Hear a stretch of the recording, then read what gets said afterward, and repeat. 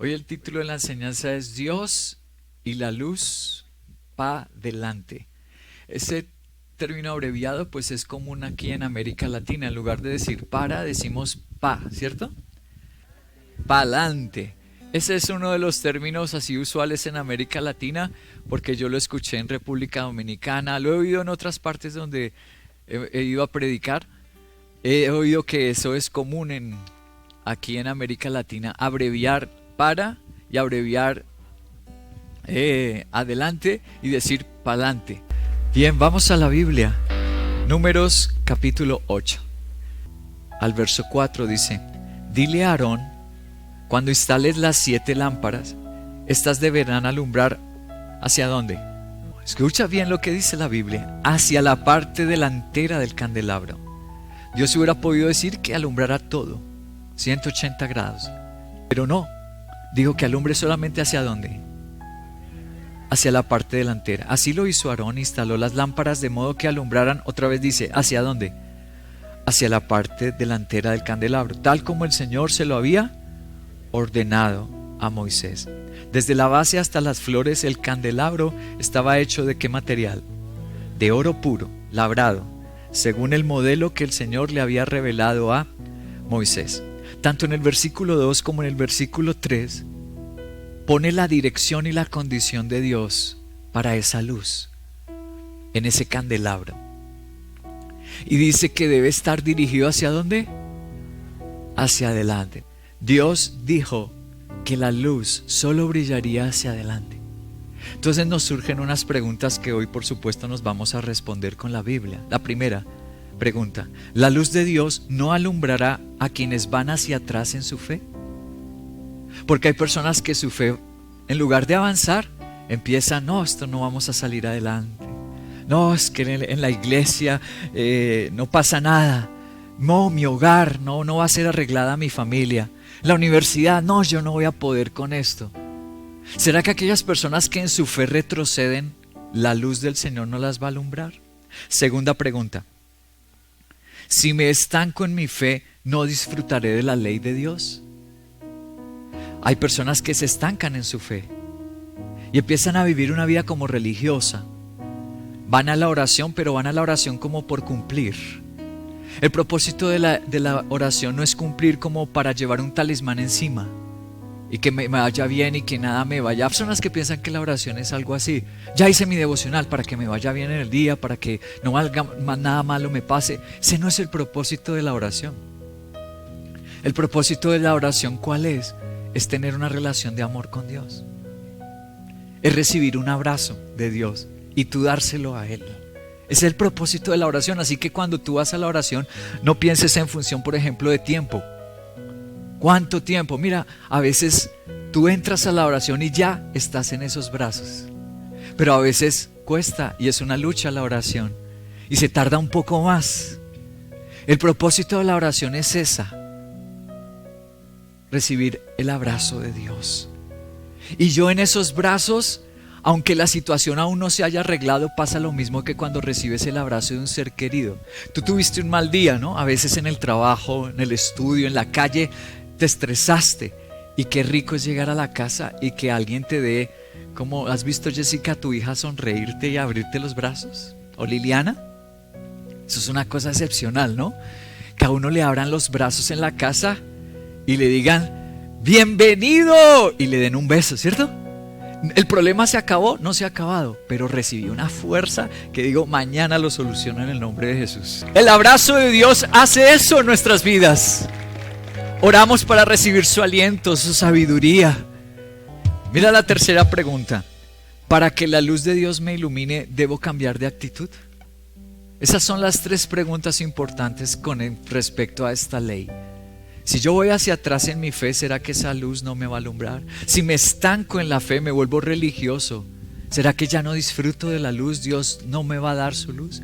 Y la tercera pregunta: para que la luz del Señor esté en mí, ¿será que me toca cambiar de actitud? ¿Ustedes qué dicen?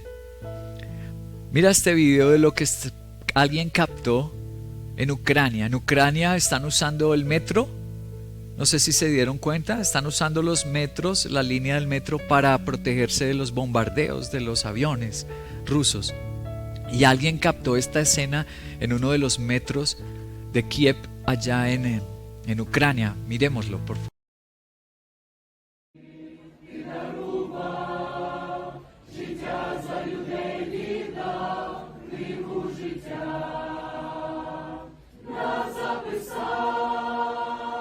Lo que están haciendo ahí es adorando a Dios.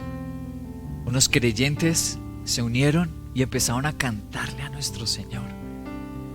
Cuando nosotros tenemos esa clase de actitud y decisión, lo que está diciéndonos el libro de Números en su capítulo 8 es que la luz de Dios va a alumbrar.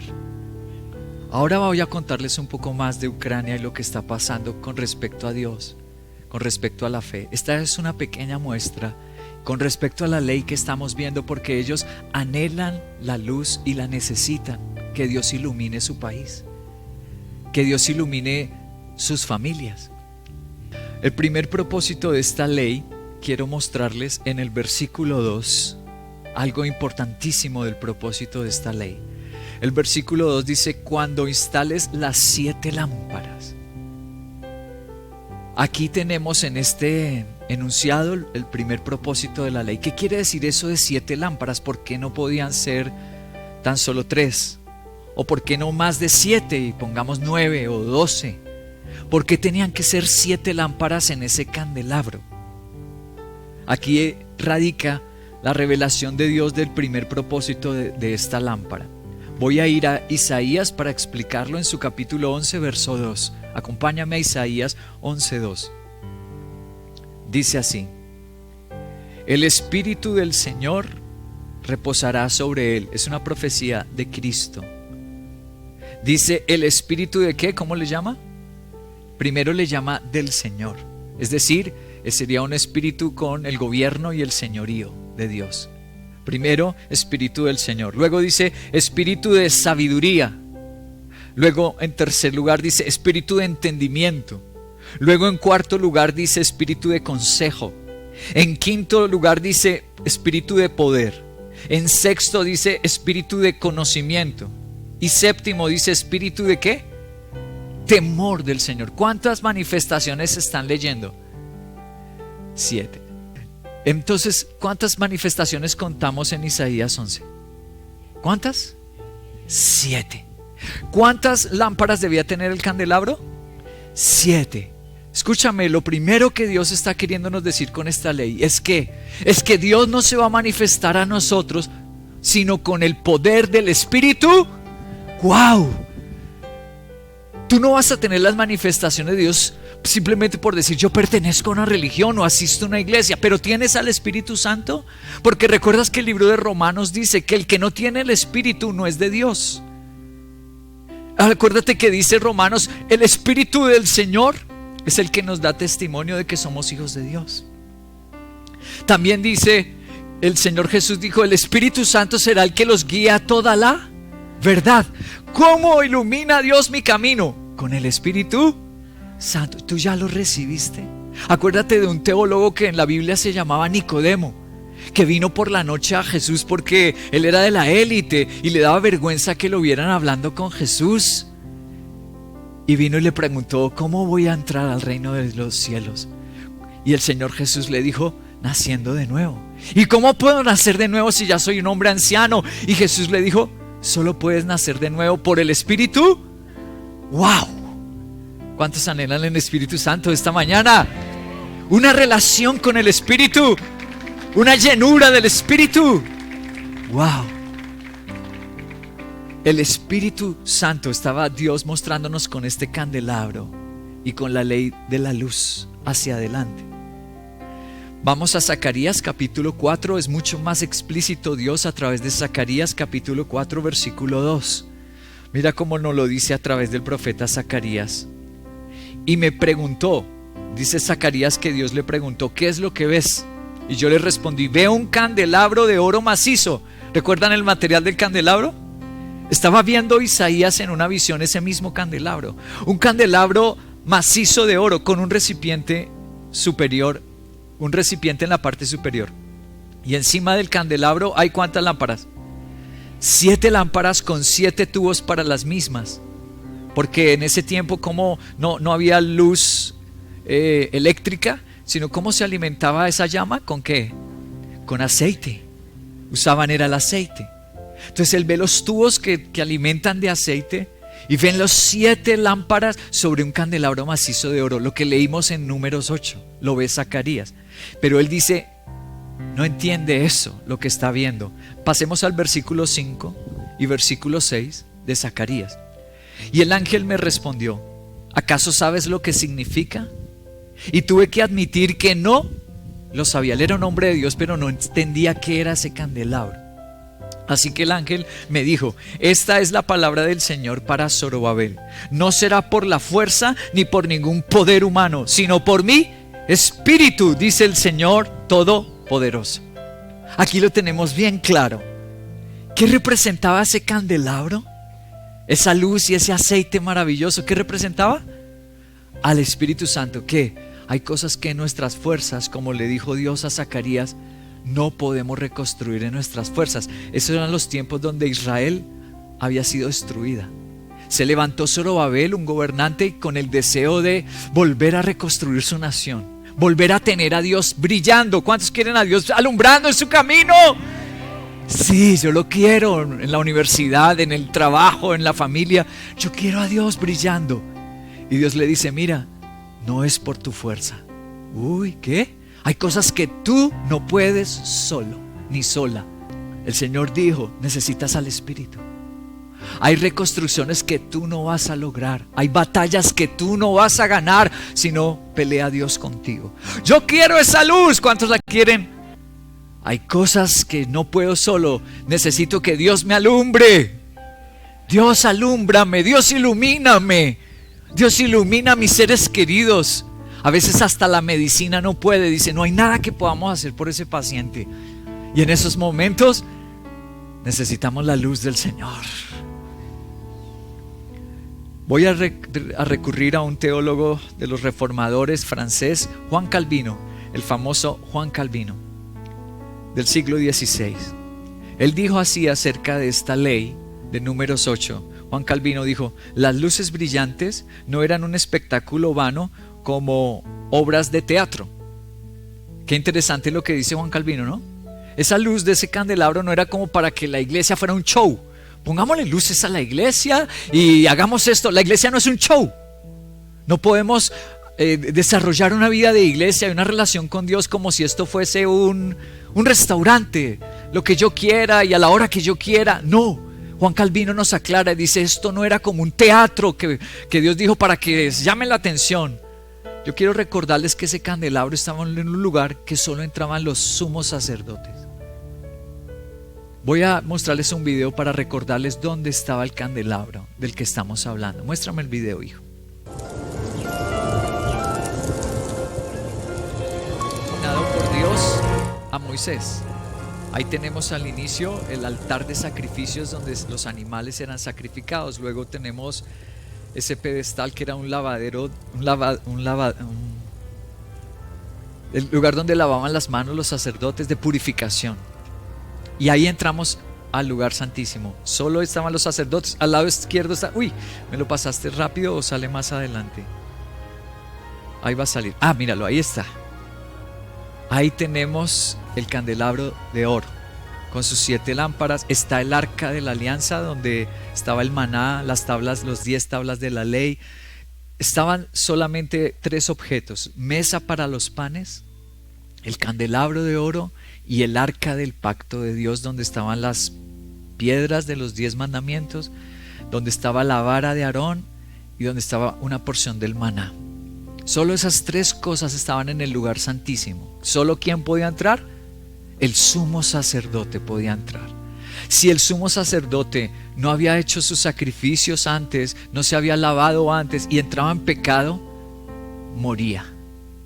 Por eso entraba con una cuerdita en sus vestidos, porque si dejaba de moverse, de escucharse unas campanillas que él llevaba en el vestuario, si esas campanas dejaban de escucharse, significaba que él había muerto y lo jalaban con una cuerda, porque había entrado en pecado. un hombre que no había confesado sus pecados, que no era un siervo de Dios genuino. Entonces Dios lo fulminaba y lo jalaban con una cuerdita. Había muerto. Solo el sacerdote. Ese lugar no tenía ventanas. Como ustedes observaron allí, era hecho de pieles y totalmente cerrado, entonces era oscuro. El candelabro tenía como propósito iluminar ese lugar. Lo que dice Juan Calvino, ahora voy a ir a Juan Calvino, dice: las luces brillantes de ese candelabro no eran un espectáculo vano como una obra de teatro. Era un recordatorio que solo Dios, con su Espíritu Santo, ilumina una vida en medio del desánimo que produce la oscuridad del mundo que nos rodea. En algún momento de tu vida, tú vas a experimentar lo que todo humano va a experimentar y ha experimentado. ¿Qué? Que no tiene sentido esta vida. Un momento donde tú no hayas saciedad ni alegría en nada. Y dice Juan Calvino con respecto a Números 8, que ese candelabro era el recordatorio que solamente Dios, cuando llega Dios a nuestras vidas, ese desánimo, esa depresión, esa decepción que sentimos, se va a ir. Todo va a cobrar sentido y sabemos que estamos como un barco que hace un viaje por el océano. Así es nuestro paso por esta vida. Pero que este barco, con comodidades o sin ella, lo importante es a dónde va a llegar. Y si estamos con nuestro Señor, vamos a llegar al paraíso prometido. Ese candelabro representa al Espíritu Santo. Que cuando tu vida está en oscuridad, que cuando pasas esos momentos de oscuridad, el poder del Espíritu Santo te va a sacar adelante. Ese candelabro nos recuerda que Dios nos dejó el Espíritu Santo. Ese fue el que sopló cuando Moisés estaba al frente del mar rojo y detrás estaba el faraón queriéndolos acabar. El Espíritu Santo sopló. Aleluya. El Espíritu Santo fue el que hizo lo que sucedió en aquel día donde la gente tenía hambre y no había dinero y no había comida. Y Jesús dijo: démosle gracias al Padre. Y solamente habían 5 panes y ¿cuántos peces? No, eran solo 2 peces, 5 panes. Y Jesús dio gracias y el Espíritu Santo, ¿qué hizo? Multiplicó. Acuérdate que antes de empezar el ministerio, nuestro Señor Jesús, antes de hacerse público, ¿a qué edad empezó el Señor a predicar y a hacer público su ministerio? A los 30 años. Pero antes de hacer eso, primero fue a un río. ¿Qué río? Jordán, a bautizarse. Y cuando estaba en el bautismo, descendió ¿quién? El Espíritu Santo. Y todos escucharon una voz que salía de las nubes que decía: este es mi Hijo amado, escúchenlo a Él. Y la gente estaba anonadada viendo el cielo tronar con esa voz: es mi Hijo amado, escúchenlo. Y descendió como en forma de una paloma el Espíritu Santo. Y empezó los milagros sorprendentes. Ahora, si Jesús tuvo que esperar el Espíritu Santo, ¿qué va a pasar con los cristianos que no esperan al Espíritu Santo?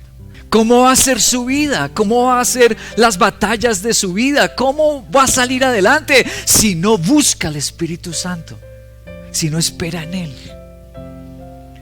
El segundo propósito de esta ley se los voy a mostrar en Éxodo capítulo 25, verso 31. Dice así: haz un candelabro de oro puro labrado a martillo, y su base, su tallo y sus copas, cálices y flores formarán una sola pieza. Ya les voy a explicar esto. Luego el versículo 37 dice: hazle también 7 lámparas y colócalas de tal modo que alumbren ¿hacia dónde? Otra vez, hacia el frente. Tanto en Éxodo 25 como en Números 8 Dios le hace énfasis y dice: solamente vas a hacer este candelabro de tal manera que alumbre solo hacia adelante. Y tiene que ser de una sola pieza. El segundo principio es: el Espíritu Santo solo se va a manifestar en los que creen en ir para adelante con Dios. En aquellos que dicen yo voy para adelante con Dios, en ellos es que se va a manifestar el Espíritu Santo. En aquellas personas que se estancan, o en aquellas personas que dicen no vuelvo a la iglesia, no sigo mi oración, ¿Dios se va a manifestar? No. Este es el segundo propósito que tiene esta ley, y es hablarnos de la actitud. Si tú crees que Dios te va a responder porque le haces una pataleta, es que mi mamá me respondía cuando yo le hacía pataleta, me voy de la casa, mamá, ay, no te vayas, no. Tal vez tú puedes chantajear a tu mamá, tú puedes chantajear a las personas, pero Dios no se deja chantajear de nadie. Cuando yo me porto orgulloso y hago pataleta y soy soberbio, la Biblia dice que Dios da la espalda. Dios no puede mirar al orgulloso. Y tú lo ves. Demuéstramelo, pastor, demuéstrame eso que estás diciendo. Te lo voy a demostrar con la Biblia. Te lo voy a demostrar con la vida de nuestro propio Salvador Jesucristo. Estaba en la cruz y a su lado habían dos seres humanos que representan la actitud de la raza humana, de la humanidad. Uno de ellos empezó a insultarlo, quitarle el brazo, quitarle el niño. Si eres Dios, ¿por qué no te bajas? ¿Recuerdan? Si es Dios, ¿por qué no nos salva? Y empezó a insultarlo, a agredirlo, a tratarlo de esa manera déspota. La Biblia dice que no le valió ni una mirada. Jesús ni lo miró. Pero al otro lado había otro hombre. ¿Y cuál fue la actitud y las palabras de ese hombre? ¿Ustedes las recuerdan? Le dijo, cállate, le dijo al otro.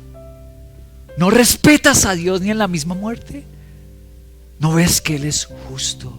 Nada malo ha hecho. Y le dijo, acuérdate de mí. Señor, acuérdate de mí. Yo estoy sufriendo lo que merezco. Eso le dijo al ladrón, nosotros estamos pagando lo que merecemos. Nosotros hicimos mal. Pero le dijo, Señor, acuérdate de mí. El Señor no solo que lo miró, le habló.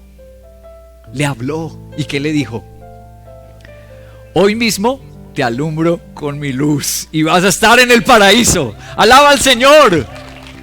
¿Qué actitud vamos a tener en los conflictos de la vida? No, pues no vuelvo. Que el pastor Henry no me vuelva a ver por allá. Yo no me torturo así. No vas a lograr así nada. Nada bueno. Tenemos que tener una actitud diferente y decir, Señor, no comprendo lo que está pasando. Señor, está difícil lo que me está sucediendo. Es más, lo considero injusto, pero no voy a retroceder. Vas a tener mi adoración todos los días. Vas a tener mi amor cada momento. Es más, Señor, me voy a poner a alabar más intensamente porque creo que tú me vas a iluminar, me vas a alumbrar con tu luz. Tenemos que tener una actitud diferente. Gracias, Señor. Les voy a mostrar un ejemplo de esta ley en alguien, es algo histórico. Que Herodoto, el principal historiador antes de la venida de Cristo, vivió en el siglo V antes de Cristo. Herodoto registra este testimonio. Yo, Nabucodonosor, su comandante, les digo, hoy es el día en que venceremos a los egipcios y cortaremos sus cabezas como trigo en el campo. Películas, han escrito libros y hay un museo dedicado a él. ¿Dónde puedes visitar ese museo? El día que quieras ir a Irak, allá está el museo.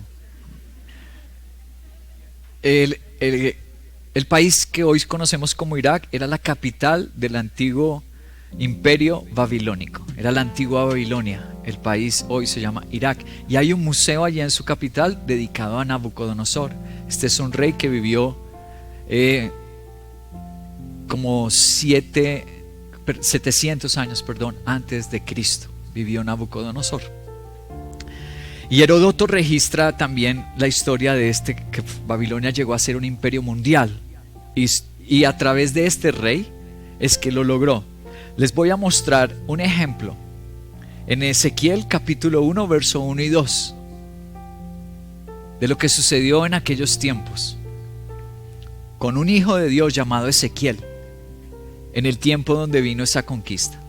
Ezequiel capítulo 1 verso 1 y verso 2 dice así: en el día quinto del mes cuarto del año 30, mientras me encontraba entre los deportados, está en rojo la palabra deportados, es importante, ahorita te la explico. Ezequiel estaba entre los que deportados a orillas del río Quebar. Y los cielos se abrieron.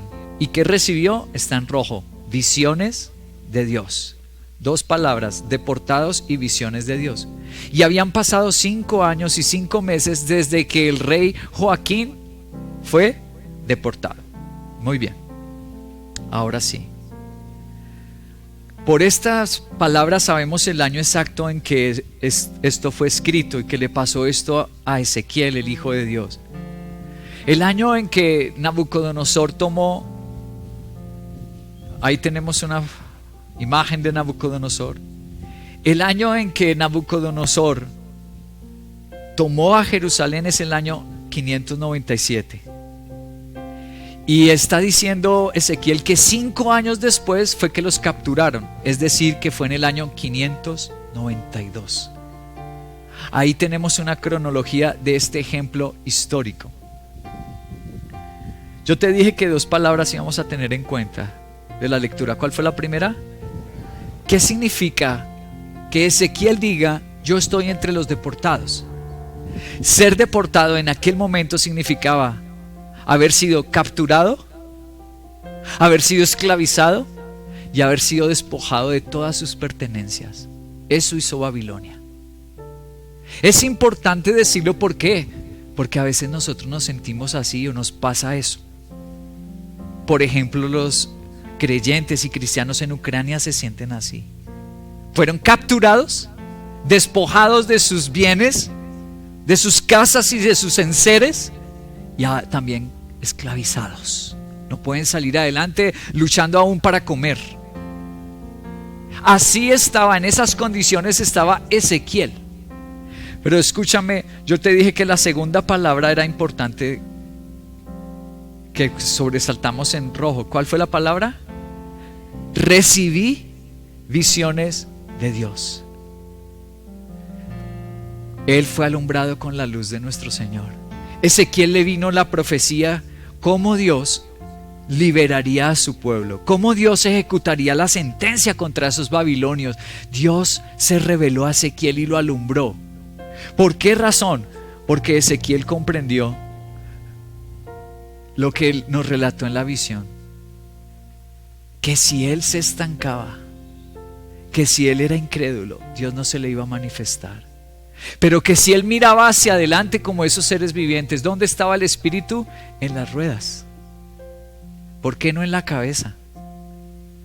Cuando tú estás en pruebas, a veces la cabeza no te funciona bien. ¿No te ha pasado? No te salen ideas. Estás todo conmocionado. El espíritu no estaba en la cabeza para que Dios se manifieste solo sobre los inteligentes, los bien pensados, los que se memorizan toda la Biblia. No, el Espíritu Santo no estaría en la cabeza. Tampoco estaba en los ojos o en los oídos. Lo que vieras, lo que escuchas, porque cuando estás en prueba o en adversidad a veces la visión se te nubla. No ves nada. ¿Por qué en las ruedas? Las ruedas es lo que ofrece movimiento. Y aunque tú estés en prueba, tú sí puedes decidir una cosa: seguir adelante con Dios y moverte. No estancarte. No correr hacia atrás en tu fe, no abandonar tu iglesia. Pueda que tu mente esté alborotada, pueda que los ojos y los oídos no entiendan, pero hay una cosa que tú y yo sí podemos hacer en las pruebas, y es movernos hacia adelante. Decir, nada me va a detener de hacer mi devocional esta mañana. Así me sienta de esta forma, así no entienda lo que está pasando. No entendemos. No sabemos qué es lo mejor con nuestra mente, pero sí podemos movernos hacia Dios.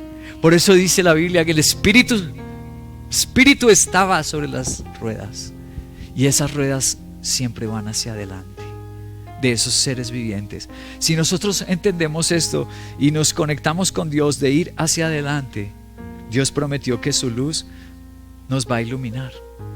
Voy a apelar a otro teólogo que ya he hablado de él, Rousas John Rushdoony. Muéstrame la imagen para que lo recuerden. Rousas John Rushdoony, ahí lo tenemos, ¿no? Ellos emigraron para los Estados Unidos, fue graduado de Berkeley. Ahí está la Universidad de Berkeley, una de las más prestigiosas del mundo entero. Él escribió un libro que ya les he hablado de este libro, se llama la institución, muéstrame el libro, hijo, y la frase, la institución de la ley bíblica, que son varios tomos, es una enciclopedia increíble estudiando la ley de Dios. Sobre Números 8, esta ley del candelabro, él dijo esto. Dijo Rushduni: del frío y duro metal puede salir una radiante y pura luz, porque el candelabro era de metal, era de oro. ¿Podría salir luz del oro y del metal? Luego dice, como el aceite fluyendo en las copas del candelabro lo hacía brillar, así la gracia dada por el Espíritu Santo a través de la piedra de nuestro corazón duro hará que una luz vivificante lleve una diversidad de bendiciones a los que nos rodean. Mi corazón puede estar duro, mi corazón puede estar lastimado, defraudado, pero si yo voy hacia adelante buscando a Dios, lo que nos está explicando este teólogo, hará lo mismo que hacía el aceite en ese candelabro. ¿Cómo iba a brillar en candelabro de oro? No podía brillar, pero cuando le ponían aceite, lo encendían, entonces el candelabro sí brillaba. Él nos explica, puede que tu corazón está pasándola mal, te hirieron, se te enfrió, se endureció tu corazón, pero Rushduni dice, llama al Espíritu Santo, porque va a ser el aceite que encienda de nuevo la llama. Va a ser el aceite que haga brillar a Dios sobre nuestras vidas. Voy a terminar. El último principio de esta ley del candelabro y la luz es que ir para adelante es una decisión que puedo tomar solamente unido con Cristo.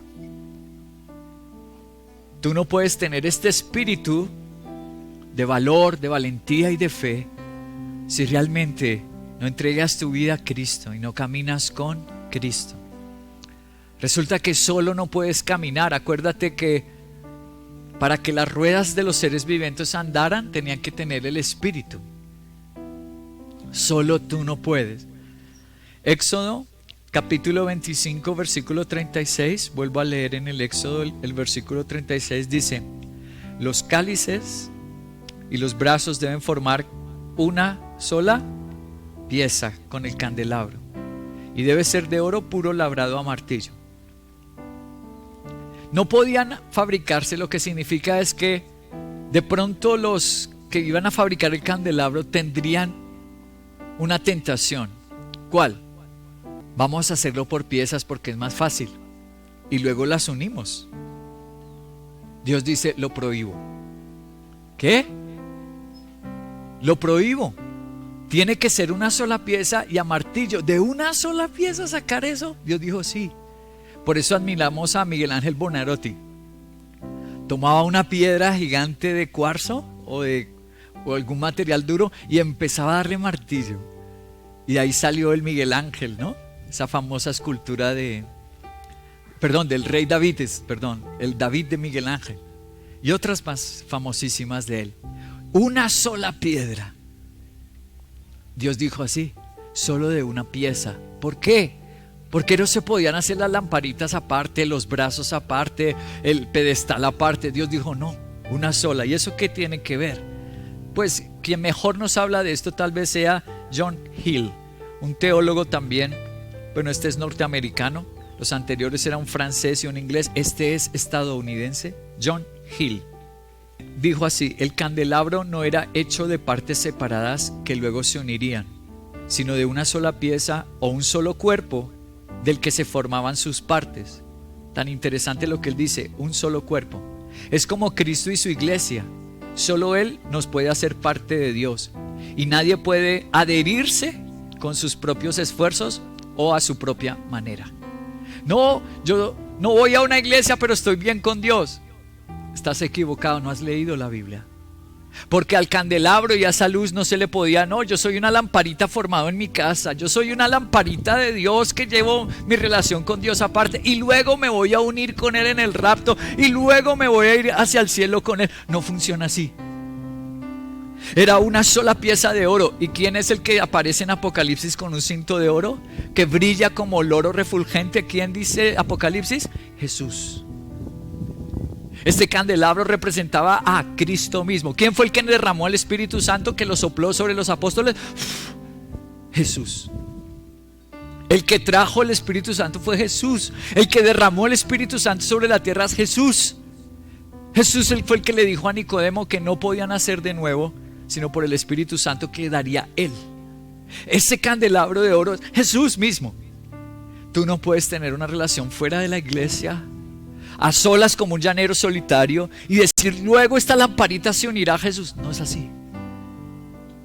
Es del cuerpo de Cristo, de la iglesia donde Él te trajo, que Él te va con martillo labrar. Eso duele, ¿cierto? El martillo para nuestro ego, nuestra independencia, nuestro orgullo y autosuficiencia. Y ponele el martillo, pa, pa, pa, pa. Y nos va moldeando en la iglesia como gente humilde, como gente de sujeción, de obediencia, de fidelidad. Como dice Proverbios, ¿cómo se afila un cuchillo? ¿Cómo se afila? El hierro con hierro se afila, dice Proverbios. ¿Y el hombre cómo es transformado? En el trato con otro hombre. Tú solito jamás harás parte y llegarás al propósito de ser como Jesús. ¿Cómo lo logramos? En la iglesia sí. Somos tratados, formados con el martillo de Dios. Termino con Juan capítulo 8, verso 12. Se dice: una vez más Jesús se dirigió a la gente y les dijo. ¿Qué dijo nuestro Señor Jesús? Dijo: yo soy la luz del mundo, y el que me sigue no andará en tinieblas, sino que tendrá la luz de la vida. Otra vez, el único que nos puede dar la luz o el Espíritu Santo es Jesús. Y ahora tenemos las palabras más poderosas y fuertes, son las de Jesús mismo. Y Él dijo: esa luz soy yo. Y el que me tenga a mí, le voy a dar esa luz, y tendrá una vida hermosa y una vida eterna. El que me tenga a mí y tenga mi luz. ¿Recuerdan el video que vimos al comienzo de los ucranianos? Mira el video, recuerda el video.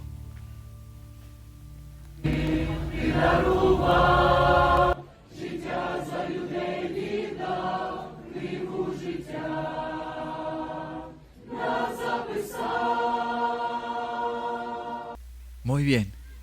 La iglesia empezó en ese refugio del metro, empezó a orar y a buscar a Jesús. Se unió la iglesia como un candelabro de oro, unidos, uno solo. Y empezaron a buscar hacia adelante, no quejas, no reclamos, no hacia atrás ni estancados, una fe adelante. Y aquí tenemos registrado uno de los efectos. Esto pasó esta semana, lo registró un diario, varios diarios, pero el que empezó fue de Jerusalem Post, se llama este diario, es uno de los diarios de Israel. Así tituló la noticia: Ukrainian soldiers believe. Los soldados ucranianos creen que Dios los está ayudando. Es lo que dice esa noticia en español, y tiene una foto de los soldados ucranianos. Voy a mostrarles una parte traducida al español de lo que dice esa noticia. Un pastor en Bielorrusia informó que sus hermanos y hermanas ucranianos en la fe habían sentido el poder de las oraciones en medio de los terrores de la guerra. Compartió que los soldados ucranianos creían que Dios los estaba ayudando porque estaban sucediendo cosas extrañas entre ellos. Los informes de un buen número de soldados dicen que están sucediendo cosas extrañas. Dijo: estamos viendo cosas pasar por la noche que normalmente no vemos y que nos salvan. Parece que a veces las balas nos pasan por alto en lugar de golpearnos y cosas por el estilo. La noticia dice que, por ejemplo, tanques que venían a invadirlos de Rusia se quedaban sin combustible. Y entonces los que venían en los tanques salían con las manos arriba rindiéndose. La noticia dice que soldados que venían en camiones a tomar lugares se perdían, se extraviaban, les tocaba rendirse y pedir ayuda. Lo que hace la iglesia de orar sí trae la luz del Espíritu Santo. Y está pasando allá y va a seguir pasando si no nos detenemos de ir con una fe. ¿Hacia dónde? Sí, podemos escoger en la situación difícil quejarnos, pelear con Dios o echarle la culpa a mis hermanos, a mi familia, o podemos escoger lo que Dios mandó en esta ley, que dijo: vayan para adelante conmigo, vayan para adelante conmigo, tengan fe en mí. Esa es la invitación de Dios hoy, lo que vamos a hacer hoy y en este año, una fe que va hacia adelante, una fe de no quejas, de no resignación, de no malicia, de no apartarnos, sino una fe pura, inocente, de decir: Señor, tú me vas a sacar de esta y de 1000 guerras más, saldré más que vencedor. Sin importar lo difícil, lo adverso, lo grande, aún lo doloroso. Con Dios todo puede cambiar. Misión Veracruz. Porque con Dios todo puede cambiar.